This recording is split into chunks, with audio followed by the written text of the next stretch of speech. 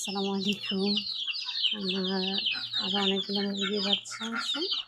এগুলো অনেকটা বড় হয়ে গেছে। 1 মাসের বাচ্চা, দেশি মুরগির বাচ্চা অনেকটা বড় হয়ে গেছে। আমি ছেড়ে দিলাম, বাউন্ডারি দিচ্ছি তো, হাঁটা চলাফেরা করলে রোগ ব্যায়াম কম হয়। আর এগুলো হচ্ছে আমার দেশি হাঁস। এগুলো দেশি হাঁস। মারো না, মারো না। বড় মুরগিগুলো ছোটো মুরগির বাচ্চাগুলোকে অনেক মারে। এগুলোই হচ্ছে ওদের স্বভাব। এই যে আসো পাখি, আসো আসো। মারে তোমাদের বেশি মারে? বড় মুরগিগুলো তোমাদের মারে?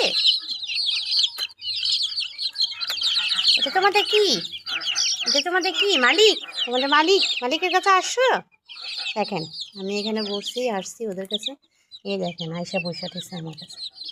এই দেখেন, এই যে দেখেন, যে আসলে ওদের সাথে সম্পর্ক তৈরি করার মজাটাই আলাদা।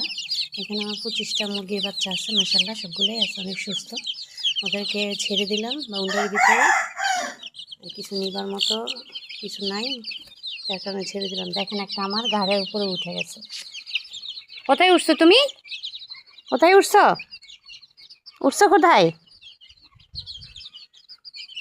আমার ঘাড়ের উপরে উঠে গেছে, লাফ দিয়ে আমার ঘাড়ের উপরে উঠে যায়। দেখলেই চলে, 1-2 ঘন্টা না দেখলে পাগল হয়ে যায়।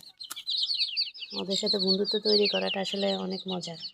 আমার কাছে ভালো লাগে ভাই, অনেক শান্তি লাগে। নামো নামো নামো, ঘাট থেকে নামো নামো, অনেকক্ষণ পরে দেখছো। যাও, আদর করে দিলাম। আসো আসো, এখানে আসো, আসো আসো। দেখো,